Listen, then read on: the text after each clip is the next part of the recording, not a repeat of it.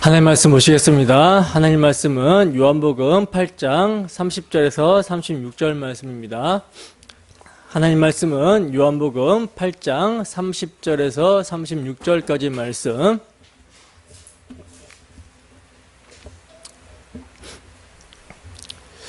다 찾으셨으면 우리 함께 한 목소리로 합독합니다. 시작.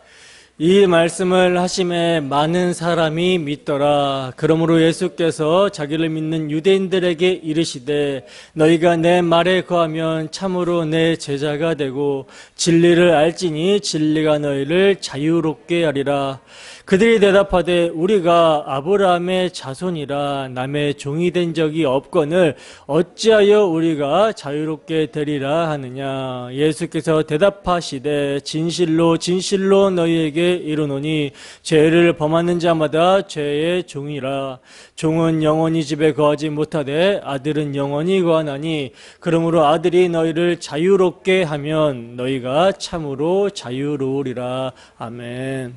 잠깐 기도하도록 하겠습니다. 사랑이 많으신 하나님 아버지, 이 시간은 주의 말씀을 듣는 시간입니다. 우리가 주의 말씀을 들을 때 이 시간 우리의 심령이 겸비해지게 하시고 겸손해지게 하셔서 심령의 가난함과 갈급함으로 주의 말씀을 받게 하시고 주의 말씀이 우리의 살이 되고 우리의 피가 될 수 있도록 우리의 참된 양식이 될 수 있도록 주께서 함께하여 주시옵소서. 그래야 우리의 영혼이 힘을 얻고 주를 향하여 아버지 뛰어나가고 달려나가는데 부족함이 없을 수 있도록 함께하여 주시옵소서. 이를 위하여 부족한 사람이 예수 그리스도의 피 흘리심 그 은혜를 힘입어 강단에 섰습니다. 저의 마음과 생각과 입술을 주관하여 주셔서 온전히 주님께 사로잡힌 바 되어 복음만을 선포하게 하시고 이 복음이 선포될 때 전하는 자나 듣는 자나 한 성령 안에서 위로와 감격과 감사와 기쁨 가운데 주 예수를 위해 살 수 있는 우리의 모습이 될 수 있도록 함께하여 주시옵소서. 감사드리며 거룩하신 예수님 이름으로 기도드립니다. 아멘. 진리가 주는 자유, 진리가 주는 자유라는 제목으로 하나님 말씀 증거하도록 하겠습니다. 지난 목요일에 제가 이제 일하고 있는 아르바이트를 하고 있는 은행에서 60대 후반 정도로 보이는 어떤 사람이 하나님에 대해서 간증을 하는 것을 들었어요. 이건 이제 그분이 저한테 한 간증은 아니고요. 그분이 은행원에게 하도 크게 말을 하고 있어서 제가 어쩌다 듣게 되었는데, 그분은 자기가 4기 암, 그러니까 이제 말기 암 환자라고 그러더라고요. 그리고 이제 이곳저곳 암이 이렇게 전이가 되고 옮겨가서, 병원에서도 손 쓸 수 없는 상황이었다 하더라고요. 그러니까 절망적인 상황인 것이죠. 근데 자신은 교회를 다니기 때문에 하나님께 기도했대요. 그리고 목사님께도 늘 기도를 받고 그랬는데 놀랍게도 어느 날 암이 사라졌다라고 하더라고요. 그러면서 하나님은 살아계신다고 그렇게 은행원에게 간증을 하더라고요. 병원에서도 깜짝 놀랐대요. 분명히 암이 있어야 되는데 검사해보니까 암이 없거든요. 그러니까 병원 측에서도 깜짝 놀랐던 거죠. 그래도 이제 병원 측에서는 혹시 모르니까 정기적인 검사는 받아야 된다라고 그래서 자신이 이제 병원은 다니고 있는데, 아무튼 하나님께서 자기의 병을 치료해 주셨기 때문에 감사원금을 해야 된다고 적금을 부어놓은 것을 다 찾아가시겠다라고 하시는 거예요. 그리고 이제 하나님께 드려야 되는 돈이니까 수표로 좀 달라고 그렇게 하더라고요.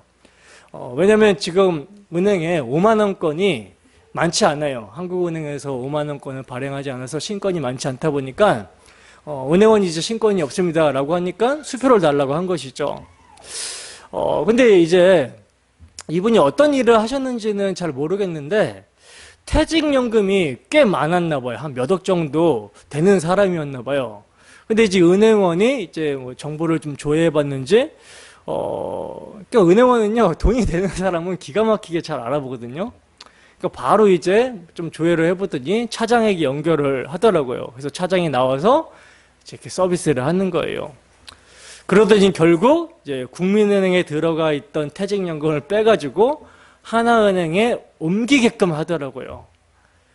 자, 그런데 어떤 조건으로 옮겼냐면 그분이 이러는 거예요. 나는 다른 거 다 필요 없고 자기는 하나님께 11조를 드려야 되는데 11조를 드리기 위해서는 깨끗한 눈을 드려야 된다. 그러니까 신것만을 주면 거래하겠다라고 해서 옮겼어요.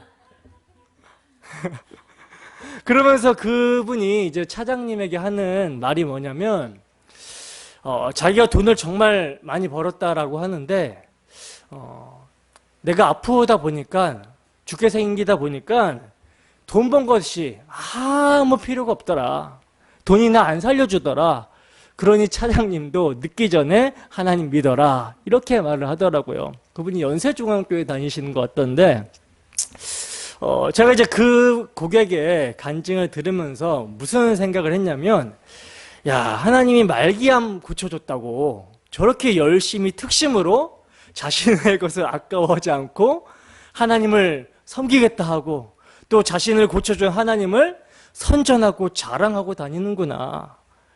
야, 만약 저 사람이 저는 육신의 질병과는 비교도 할 수 없는 죄로 말미암는 하나님의 진노와 영원한 저주의 형벌로부터 구원해 주시기 위해 십자가에서 피 흘려 주신 예수님을 제대로 만나기만 한다면, 제대로 믿게 되기만 한다면 진짜 예수 위에서 살 수 있지 않을까라는 생각을 했어요. 그러면서 나중에 기회가 되면 복음을 전해줘야 되겠다라는 생각을 했습니다. 근데 여러분, 제가 왜 이런 말을 서두에 하냐면 하나님이 자신의 육신의 질병을 고쳐준 것에 대해서도요, 감사하면서 열심을 내고 그런 하나님을 전하는데 열심을 내더라는 거예요. 그러니까 종교성으로도 자신의 질병을 고쳐준 하나님께 감사하면서 열심히 특심으로 그 하나님을 전하더라는 거죠. 근데 여러분, 우리의 모습은 어떤 모습입니까? 우리의 모습을 좀 돌아보자는 거예요. 여러분, 우리는요, 육신의 질병과는 비교조차 할 수 없는 고침을 받았어요. 우리는 이 세상 풍조를 따랐었고 공중권세 잡은 자 마귀를 따랐으며 그 가운데서 육체의 욕심을 따라 육체와 마음에 원하는 것을 행하며 본질상 진노의 자녀였습니다. 죄와 허물로 죽은 존재였다라는 거예요. 근데 이런 우리를 긍휼이 풍성하신 하나님께서 당신의 그 큰 사랑으로 말미암아 그리스도와 함께 살리시고 함께 일으키사 함께 하늘에 앉혀주셨습니다. 하나님이 이렇게 하심은 그리스도 예수 안에서 우리에게 자비하심으로써 그 은혜의 지극히 풍성함을 오는 여러 세대에 나타내려고 하셨다라는 거예요. 그 은혜와 사랑, 그 하나님을 선전하기 위해서 그렇게 하셨다라는 거죠. 그렇다면 여러분, 우리가 이러한 살리심, 이러한 고침을 받았다면 우리를 죄와 사망의 권세에서 살리신 하나님을 위해 산 제사로 자신을 드리며 어디에서 누구를 만나든지 그분을 선전하며 그분을 자랑하며 살아야 되는 거 아닙니까?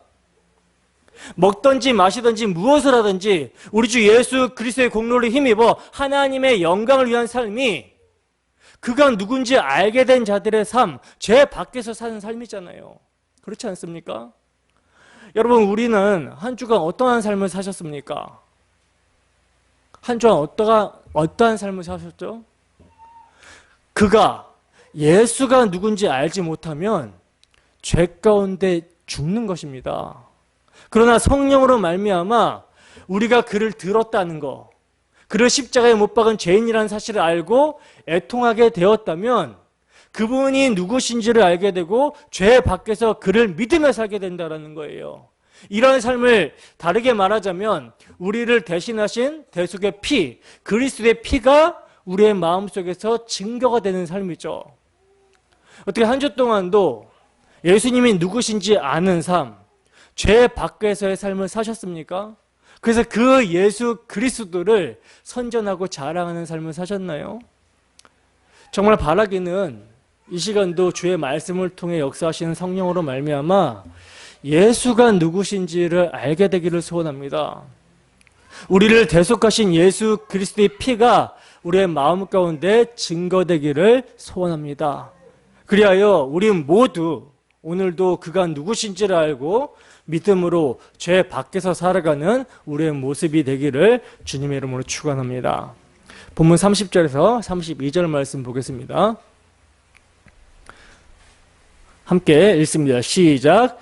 이 말씀을 하심에 많은 사람이 믿더라. 그러므로 예수께서 자기를 믿은 유대인들에게 이르시되 너희가 내 말에 거하면 참으로 내 제자가 되고 진리를 알지니 진리가 너희를 자유롭게 하리라. 아멘. 보시면 이 말씀을 하심에 많은 사람이 믿었다라고 말씀을 하고 있어요.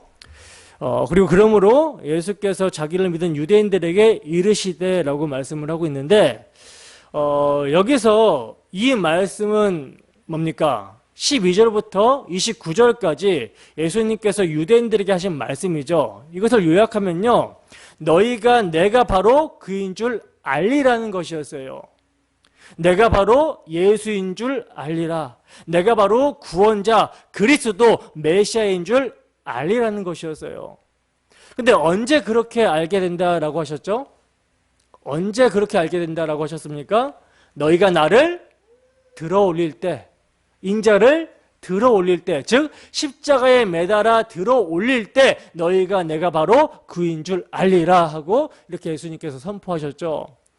그렇기 때문에 주님은요, 겉으로 율법을 잘 지키며 자기가 세상에서 가장 의로운 척하지만 그 속에는 자기에게 손해가 되는 이들을 언제든지 살해하고자 하는 음흉한 마음을 감추고 있는 자들을 판단하지 않으신 거예요. 주님께서는 마땅히 판단하실 수 있고 주님의 판단은 참되시고 옳으심에도 불구하고 오히려 당신의 판단을 접으시고 하나님께서 사랑하신다라는 인간들을 사랑하시어 그들을 위해 목숨을 내어주시겠다라고 하신 것입니다.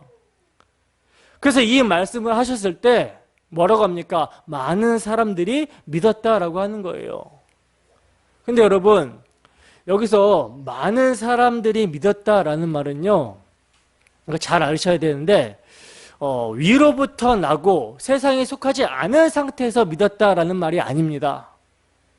위로부터 나고 세상에 속하지 않은 상태에서 믿었다라는 말이 아니라 여전히 땅에 난 상태에서, 땅에서 난 상태에서, 세상에 속한 상태에서 믿었다는 거예요. 즉 그들은 주님의 말씀을 통해 적개심이 잠시 누그러질 정도로 일시적으로만 감화를 받았을 뿐임을 의미하는 말이 믿었다라는 말이에요.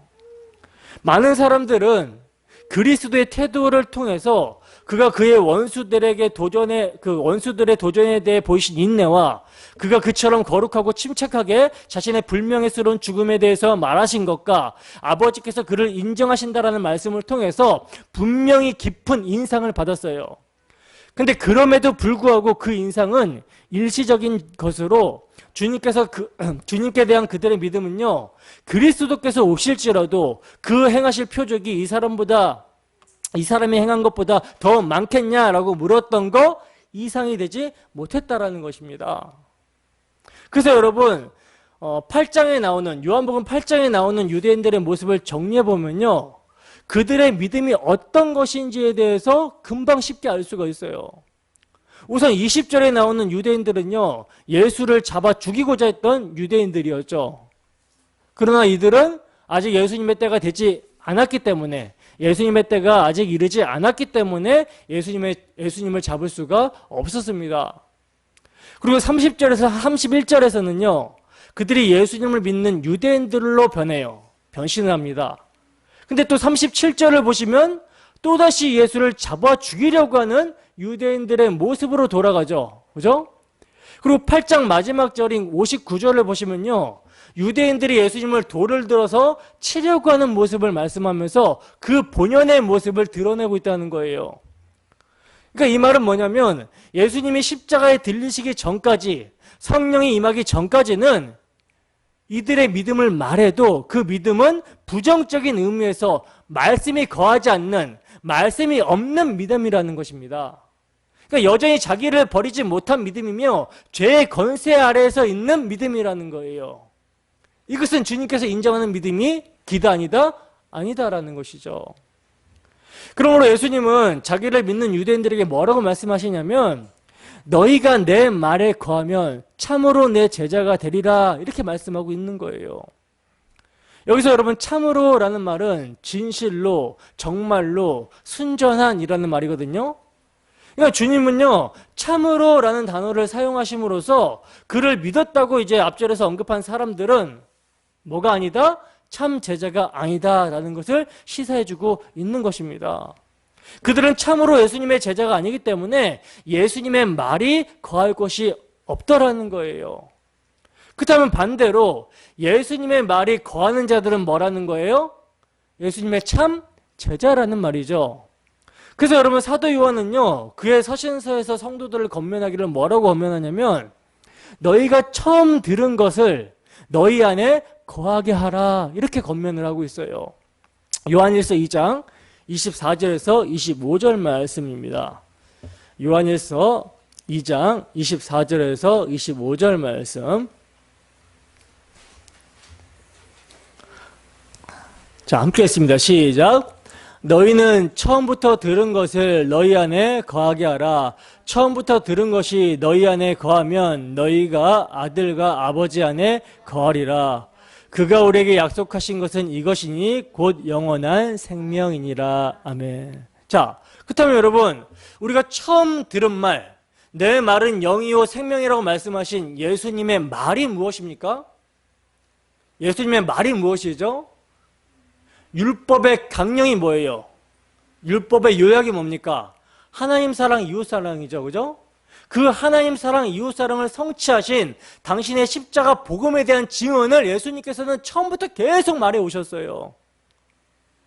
구약 성경에서부터 계속 선지자들이 증거했던, 모세 율법이 증거했던 당신 자신에 대해서, 십자가에 들릴 당신 자신에 대해서 계속해서 증언하셨습니다.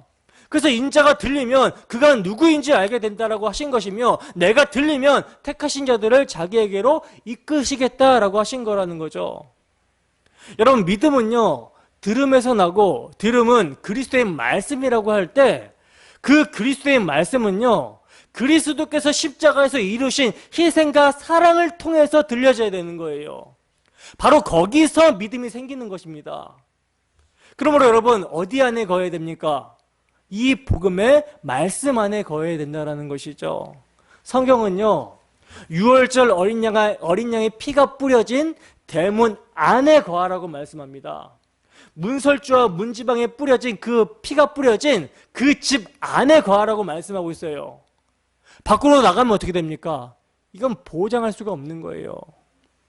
바로 그렇게 예수님의 말에 거하는 자들, 복음의 말씀 안에 거하는 자들은 참으로 예수님의 제자가 되고 진리를 알지니 진리가 너희를 자유롭게 하리라 말씀합니다. 여러분, 진리를 알지니 진리가 너희를 자유롭게 하리라. 여러분, 이 말씀은 너무나도 유명한 구절이죠. 그리고 여러분들도 너무나도 잘 알고 있는 말씀이죠. 많이 들어오셨고 많이 인용하고 또 잘 안다고 하는 말씀일 거예요. 그렇지 않습니까? 그죠?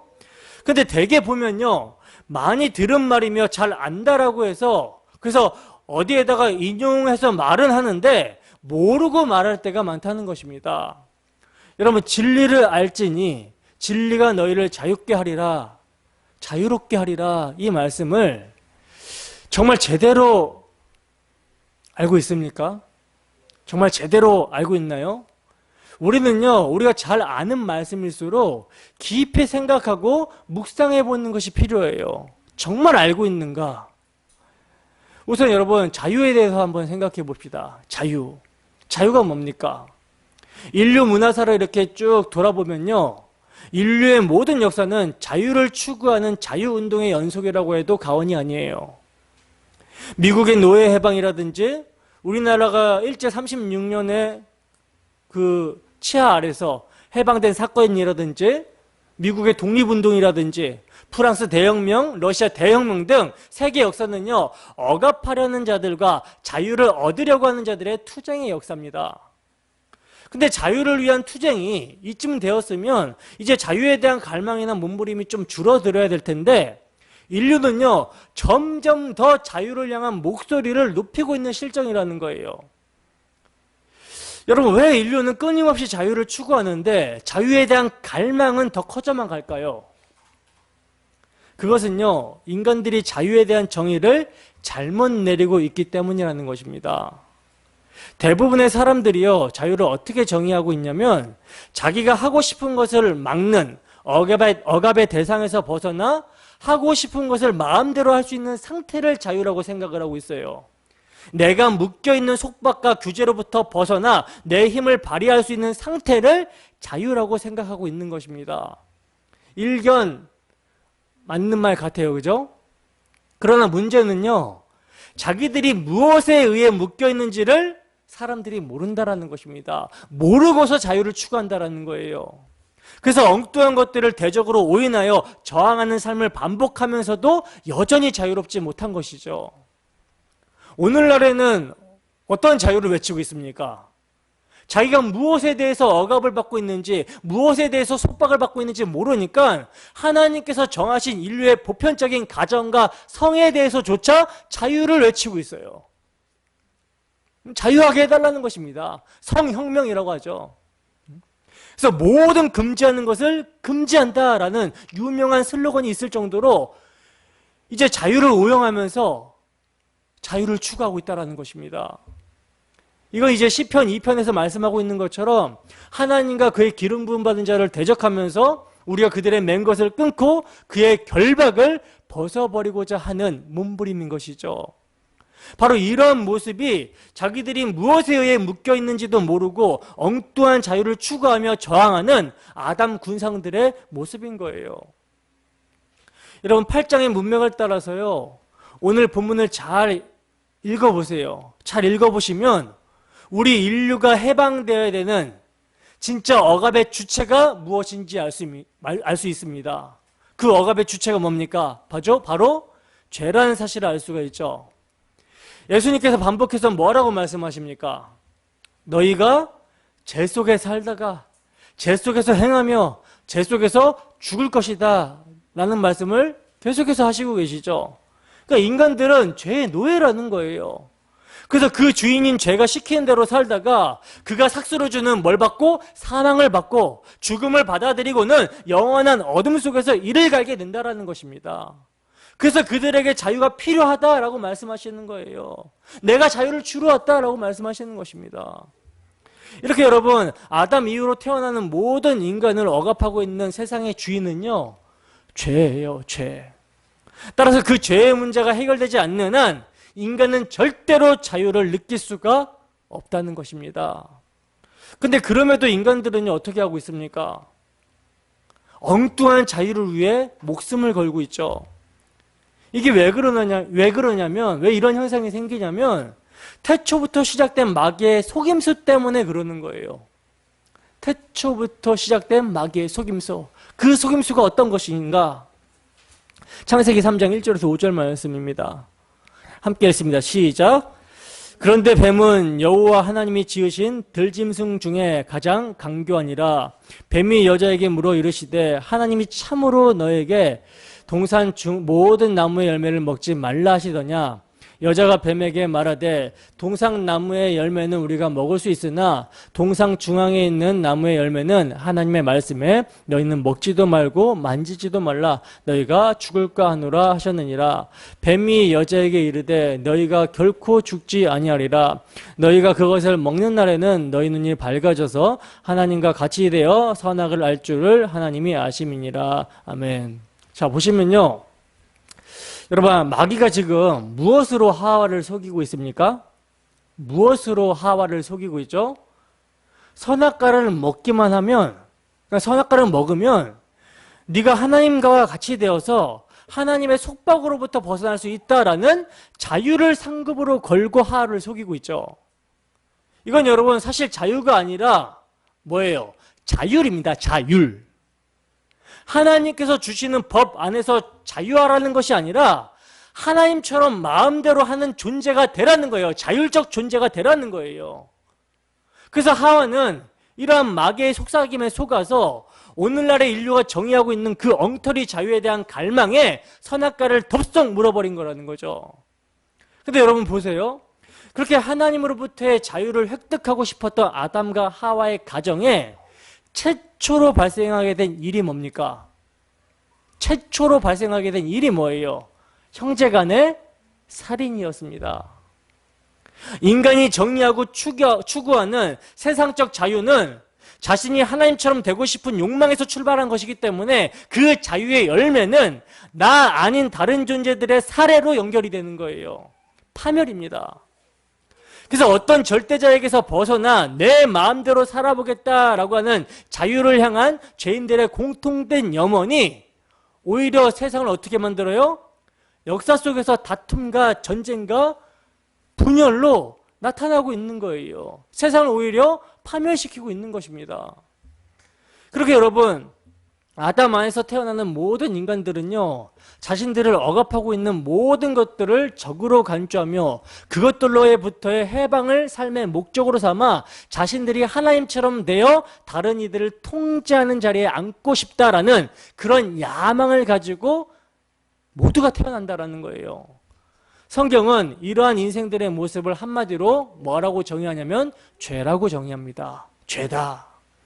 그러니까 주님의 말씀대로 자신을 자랑하고 증명하기 위해 태어나고 존재하는 모든 인간들은 죄 속에서 태어나서 죄 속에서 살다가 죄 속에서 죽게 된다라는 거예요.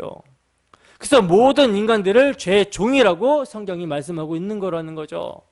따라서 인간은요, 그 죄로부터 자유롭게 되기까지는 그 죄가 지향하는 나도 하나님처럼이라는 자아숭배의 목표 지점에 도달하기 위해서 끊임없이 스스로의 열심과 노력과 힘으로 바벨탑을 쌓아 하늘에 도달하려고 하는 그 시도를 멈출 수가 없는 거예요.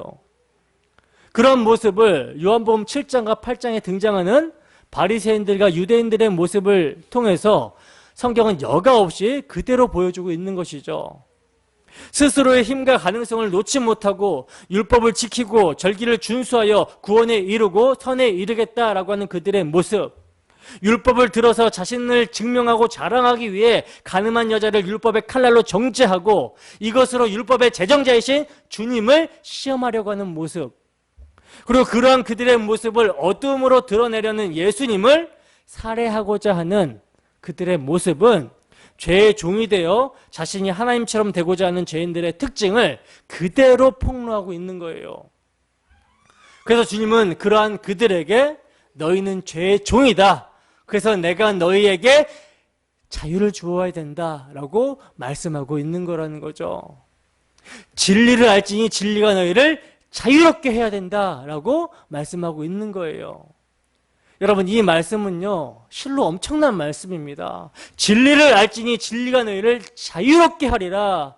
이 말씀은요, 참으로 엄청난 뜻을 품고 있는 원리적인 선언이라는 거예요. 여러분, 종교, 철학, 어떤 사상, 학문 등은요, 모두가 오직 진리를 알고자 하는 탐구예요. 그래서 이것이 진리다, 저것이 진리다 하고 이렇게 많은 사람들이 설파하고 있는 것이죠. 석가모니는요, 견얼망지라고 했습니다. 즉, 가리키고 있는 달을 쳐다보고 손가락은 잊으라는 말을 했어요. 근데 주님은 뭐라고 말씀하셨습니까? 우리 주님은 뭐라고 말씀하셨죠?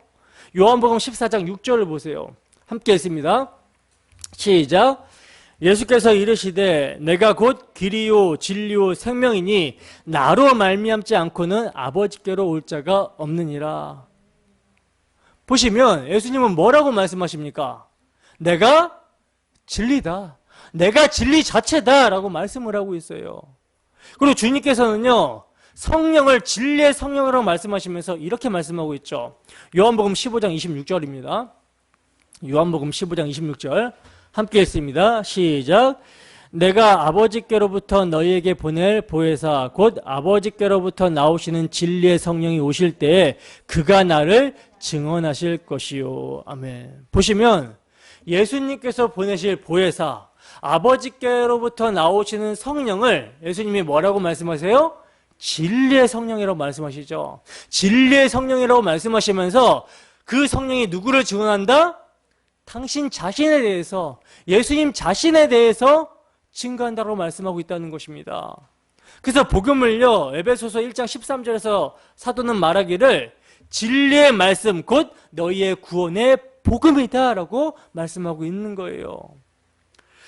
그리고 하나님께서는 진리가 자유하게 하리라 하심을 구약 성경에서 이제 예표로 이제 보여주셨는데, 첫 번째는요, 애굽의 바로의 노예에서 유월절 어린 양의 피로 자유하게 하신 출애굽 사건이고요.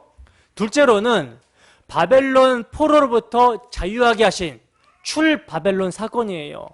그리고 이것은요, 궁극적으로 또 죽기를 무서움으로 한평생 매어 종노릇하는 모든 자들을 놓아주려 하심이라에 대한 예표였습니다. 주님은 바로 이 예표에 대한 실체로 오셨다라는 거예요.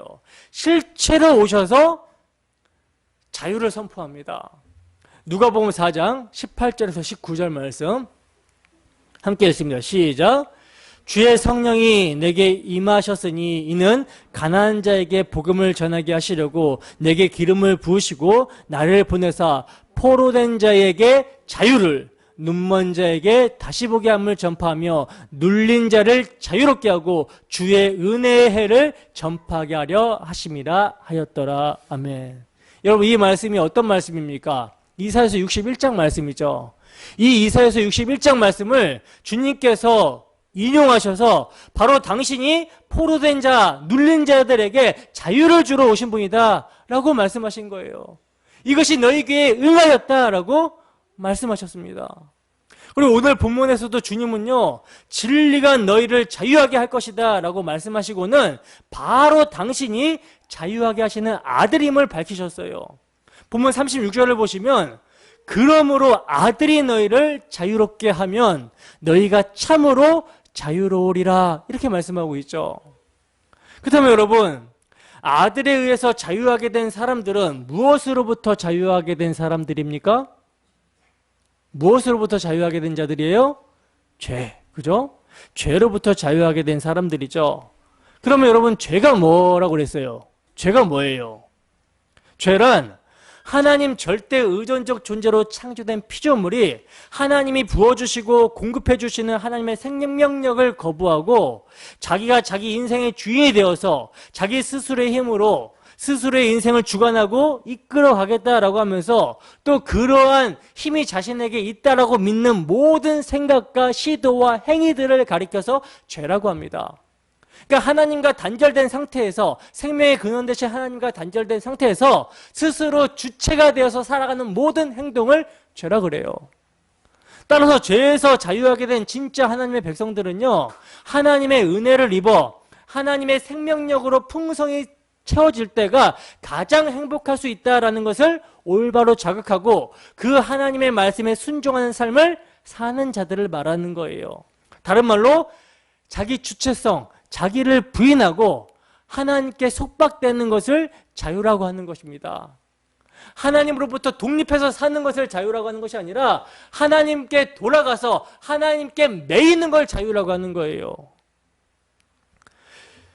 주님은 바로 이 자유를 주시기 위해서 오신 거라는 거죠. 왜? 이것이 생명이기 때문에, 이것이 영생이기 때문에. 근데 여러분, 예수님이 자기를 믿은 유대인들에게 진리를 알지니 진리가 너희를 자유롭게 하리라 이렇게 말씀하신 것은 뭡니까?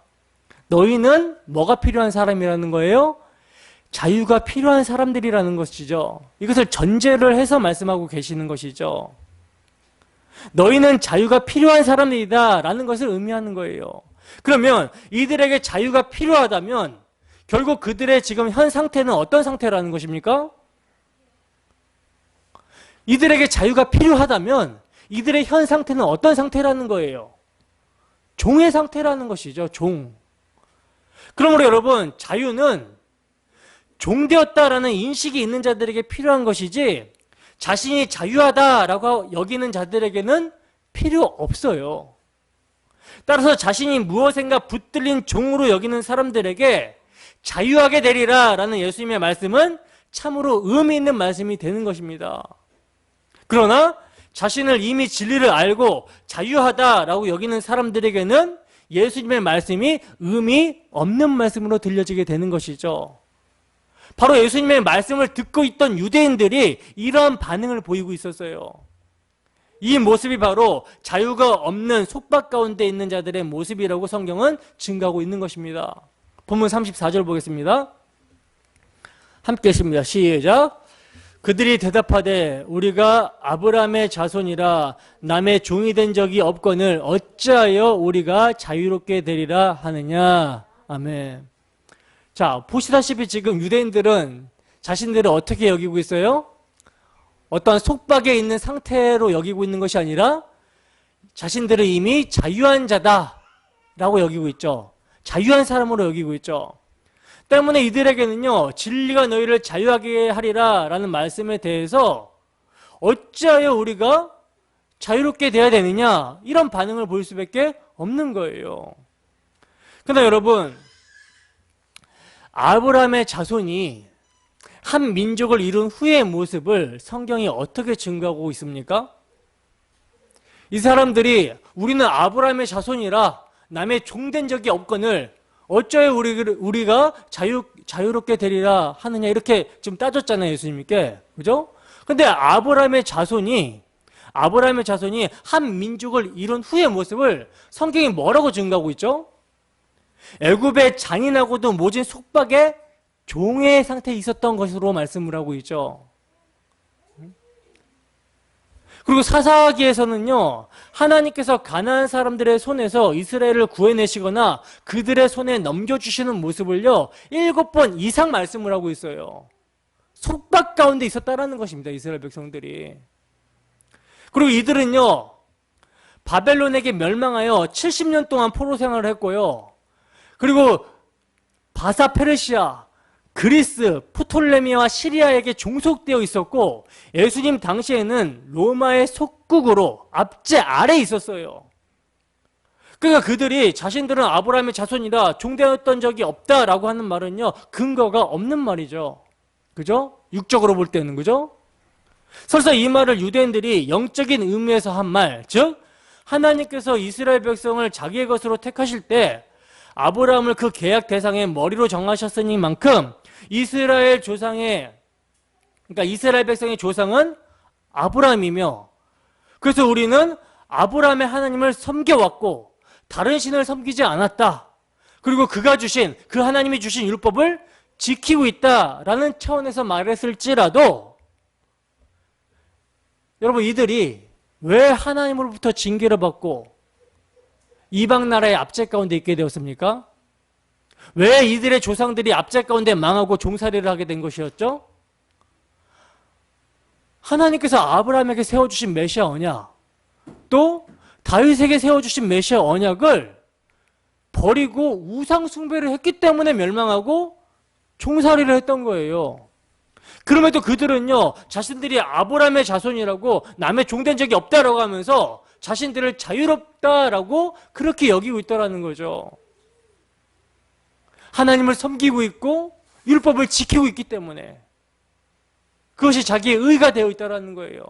그래서 메시아의 왕국이 도래하면 자기들과 같은 자들은 메시아의 측근이 되어야 된다, 그렇게 여기고 있었던 것이죠. 본문 34절입니다. 함께 읽습니다. 시작. 예수께서 대답하시되 진실로 진실로 너희에게 이르노니 죄를 범하는 자마다 죄의 종이라. 아멘. 보시면 유대인들이요 자신들은 아브라함의 자손이고 전통과 언약을 따라서 모세의 율법을 열심히 지키고 있었기 때문에 자신들은 남의 종이 된 적이 없다라고 하자 주님은요 그러한 그들에게 뭐라고 말씀하세요? 죄를 범하는 자마다 죄의 종이다 라고 말씀을 하고 있는 거예요. 이 말은 뭡니까? 자유의 필요성을 느끼지 못하고 있는 그들은 지금 죄에 붙들린 죄의 종이라, 이런 말이죠. 즉 죄가 주인이기 때문에 죄의 지시를 받으며 죄 안에서 산다 있는 거예요. 근데 그렇게 지금 유대인들은요 죄의 종으로 자기들이 살고 있으면서도 자신들이 죄의 종으로 살고 있는 것도, 죄의 압제 아래에 있다는 것도 전혀 생각하지 못하고 있는 거예요. 이게 문제라는 거죠. 만약 여러분 이들이요 정말 율법을 제대로 지켰다면, 아브라함에게 언약하시고 약속하셨던 그 언약이 무엇인지 제대로 알았다면, 율법의 빛을 제대로 봤다면 율법이 탐내지 말라고 하지 않았다면 탐심이 뭔지 몰랐을 것이다 라고 했던 바울 사도의 고백을 동일하게 했을 거라는 거예요. 그리고는 아브라함에게 약속하셨던 내 씨로 말미암아 천하 만민이 복을 얻게 하리라 하신 그 언약을 붙들었을 것입니다. 율법이 마음의 생각을 들춰낸다라는 것을 알았을 거라는 거예요. 그래서 율법이 가리키는 메시아, 여자의 후손으로 오실 메시아, 그분을 붙들었을 것이라는 거죠. 그러나 그들은요, 자신들의 율법 행위로 자신들의 마음의 상태를 가리고 있었기 때문에 오라 나는 공고한 사람이로다, 누가 나를 이 사망의 몸에서 건져내랴 하는 탄식이 없었던 것이죠. 탄식이. 자유에 대한 갈망이 없었던 것입니다. 그래서 어떤 모습을 보이고 있어요? 율법을 지키고 있으면서도 온갖 그 마음에는 외식과 위선의 모습을 보였던 것입니다. 그러므로 유대인들이 자신들의 죄를 보지 못함으로 나타난 모습은 어떤 모습이었습니까? 자신은 의롭다고 여기고 가늠한 여자는 죄인으로 여기는 모습으로 나타나게 되죠. 즉 자신들의 행동을 기준으로 해서 비교를 하기 때문에 간음이라는 행동을 하지 않는 자기들은 간음한 여자에 비해서 떳떳한 사람이고 의인이고, 그러므로 그 여자를 심판할 수 있다, 자신들은 심판할 수 있다라고 여겼던 거예요. 그러므로 결국 죄의 종으로 살아가는 사람의 특징이 무엇입니까? 죄가 무엇인지 모른다라는 것이 특징인 것이죠. 오히려 행동을 기준으로 하고 있기 때문에 행동으로서 자신과 남을 비교하게 되고 행동의 차이를 두고 의와 죄의 구분을 하고 있는 모습이라는 거예요. 그러나 이것이 바로 어떤 모습이에요? 죄의 종으로 살아가고 있는, 죄의 속박 가운데 있는 모습으로 드러나는 모습입니다. 그리고 이러한 죄는 인간을요, 의로운 존재로 여기게 하기 때문에 예수 그리스도의 은혜를 불필요한 것으로 생각하게 하는 거예요. 즉 그리스도의 은혜로부터 멀어지게 하는 모든 것이 여러분 죄의 속박 가운데 있는 모습입니다. 이 점은 여러분 오늘날 교회의 문제이기도 하죠. 자신이 건강한 줄로 여기는 자는요 의원을 찾지 않아요. 죄의 종됨을 모르는 자는요 자유하게 하리라 하신 진리를 필요치 않아 한다라는 것입니다. 여러분들은 어떠한 모습입니까?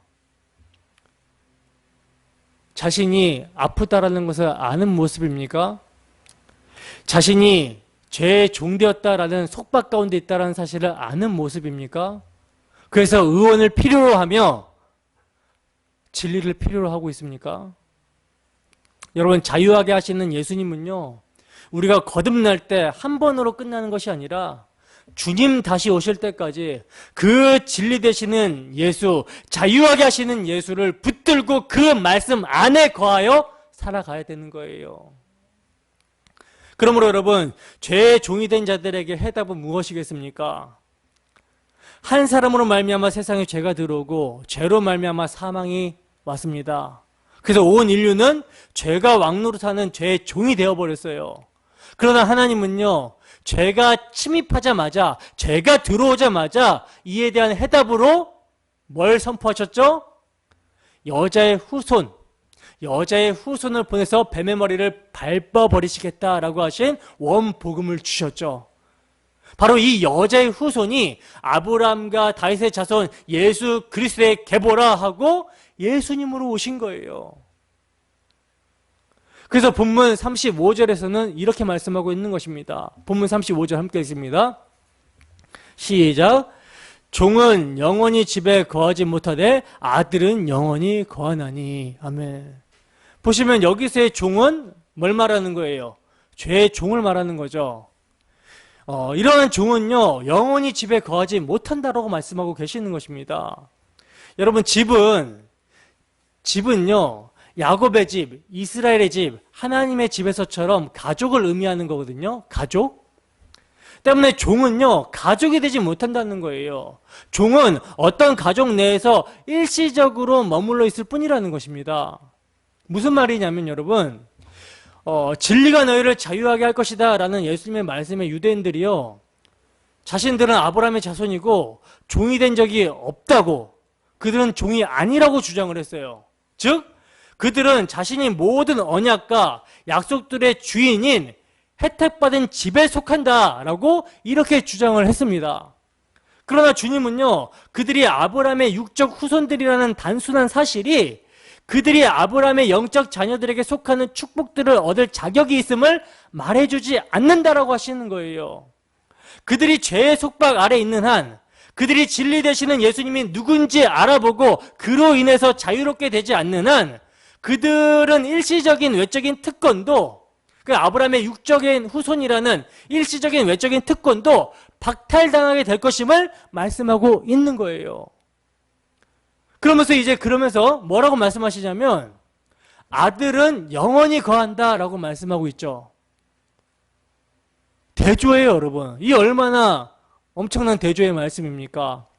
종의 자리는요, 불확실하며 기껏해야 일시적일 뿐이지만 집에 있어서의 아들의 자리는요, 영원하다라는 거예요. 여러분, 아마 예수님께서 일시적으로 거한다, 영원히 거한다라는 이런 말씀을 하실 때 창세기에서 이스마엘과 이삭을 생각하고 계셨을 거예요. 바울 사도는 이것을 뭐라고 말씀합니까? 갈라디아에서 여종과 그 아들을 내쫓으라. 여종의 아들이 자유 있는 여자의 아들과 더불어 유업을 얻지 못할 것이다 라고 말씀합니다. 그렇다면 여러분, 우리 모두는 다 어떤 존재예요? 쫓겨나야 마땅한 죄의 종된 모습인 것이죠. 그렇다면 쫓겨나야 마땅한 죄의 종이 어떻게 자유롭게 될 수 있는가? 이것을 예수님께서는 36절, 본문 36절에서 이렇게 말씀하고 있는 거예요. 함께 읽습니다. 시작. 그러므로 아들이 너희를 자유롭게 하면 너희가 참으로 자유로우리라. 아멘. 자, 여러분, 죄의 종, 쫓겨나야 마땅한 죄의 종이 어떻게 자유롭게 될 수 있습니까? 아들이 자유롭게 하신다는 거예요. 아들이 자유롭게 해주면 너희가 참으로 자유할 수 있다라고 하시는 것입니다. 여러분, 이 진전을 보십니까? 32절에서는요, 진리를 알지니 진리가 너희를 자유하게 하리라 하셨는데, 오늘 본문 마지막 36절에서는 아들이 너희를 자유하게 하면 너희가 참으로 자유로우리라 하면서 진리가 바로 누구다? 아들이다. 그리스도다. 라는 사실을 밝히고 있어요. 그가 누군지 알지 못하면 죄 가운데 죽으리라 하셨는데 죄의 종로로 타다가 죄 가운데 거하다가 죽으리라 말씀하셨는데 예수님께서 그가 누구신지를 밝히고 있어요. 진리가 누구신지를 밝히고 있어요. 자유하게 할 자가 누구인지를 밝히고 있습니다. 뭐라고 밝히고 있습니다? 뭐라고 밝히고 있습니까? 아들로 밝히고 있습니다. 아들로. 아들이 너희를 자유하게 하면 너희가 참으로 자유로우리라. 여러분, 이렇게 말씀한 예수님을 통해서 자유하게 된 자들은요, 자유함을 받지 못할 죄가 없는 거예요. 얼마나 기쁜 소식입니까? 얼마나 간절한 초청입니까? 그렇다면 여러분, 그 아들이 우리를 자유하게 하신다고 하셨는데, 자유케 하신다라고 하셨는데, 자유를 주신다라고 하셨는데, 어떤 방법으로 죄의 종이 된 우리를 자유케 하십니까? 히브리서 2장 14절에서 16절 말씀입니다. 히브리서 2장 14절에서 16절 말씀. 함께 읽습니다. 시작. 자녀들은 혈과 육에 속하였음에 그도 또한 같은 모양으로 혈과 육을 함께 지니심은 죽음을 통하여 죽음의 세력을 잡은 자 곧 마귀를 멸하시며 또 죽기를 무서함으로 한평생 매어 종노릇하는 모든 자들을 놓아주려 하심이니 이는 확실히 천사들을 붙들어주려 하심이 아니요 오직 아브라함의 자손을 붙들어주려 하심이라. 아멘. 로마서 8장 1절에서 4절 말씀입니다. 함께 했습니다. 시작. 그러므로 이제 그리스도 예수 안에 있는 자에게는 결코 정죄함이 없나니 이는 그리스도 예수 안에 있는 생명의 성령의 법이 죄와 사망의 법에서 너를 해방하였습니다. 율법이 육신으로 말미암아 연약하여 할 수 없는 그것을 하나님은 하시나니 곧 죄로 말미암아 자기 아들을 죄 있는 육신의 모양으로 보내어 육신의 죄를 정하사 육신을 따르지 않고 그 영을 따라 행하는 우리에게 율법의 요구가 이루어지게 하려 하심이니라. 아멘. 여러분 어떠세요? 억눌렸던 것에서 자유가 오지 않습니까? 하나님의 아들이 우리에게 자유를 주시려고 우리와 같이 혈과 육으로 이 세상에 오셨다는 거예요. 그리고 우리의 죄짐을 그가 대신 지시고 십자가에 죽으시고 부활하심으로 말미암아 사망 권세를 깨뜨리고 뱀의 머리를 박살내고 승리하심으로 자유를 주신 것입니다. 우리를 거스르고 불리하게 하는 법조문을 지워버리셨어요. 지워버리시고 제하여버리사 십자가에 못 박으셨으며 법조문으로 된 계명의 율법을 폐하셨다라는 것입니다. 이로 말미암아 통치자들과 권세자들을 무력화시켜 버렸어요. 그래서 그 실체를 드러내어 버리셔서 구경거리로 삼으시고 십자가로 그들을 이기셨습니다. 바로 여러분 그 십자가에서 우리가 그리스도와 함께 장사되고 우리의 옛사람이 죽은 거예요. 장사되고 또 죽은 자들 가운데서 그를 일으키신 하나님의 역사를 믿음으로 말미암아 그 안에서 함께 일으키심을 받게 된 것입니다. 그러므로 죄에서 자유하게 된 거라는 거죠. 여러분, 인자가 들리셔야 자기 백성을 자기에게로 이끄시는 것이며 오직 아들이 자유케 하시는 자만 자유를 얻는 것입니다. 그러므로 오늘도 주 성령의 역사로 우리의 행한 모든 것이 죄임을 알고 진리 되시는 아들이 죄에 종된 자들을 풀어 자유하게 하시고자 무슨 일을 행하셨는지 알고 믿게 되었다면 그 사람은 자유를 얻은 사람이라는 거예요. 어떻게 여러분들은 아들로 말미암아 죄에서 자유함을 얻으셨습니까? 그렇다면 여러분, 우리가 이 자유를 가지고 어떻게 살아가야 되겠습니까?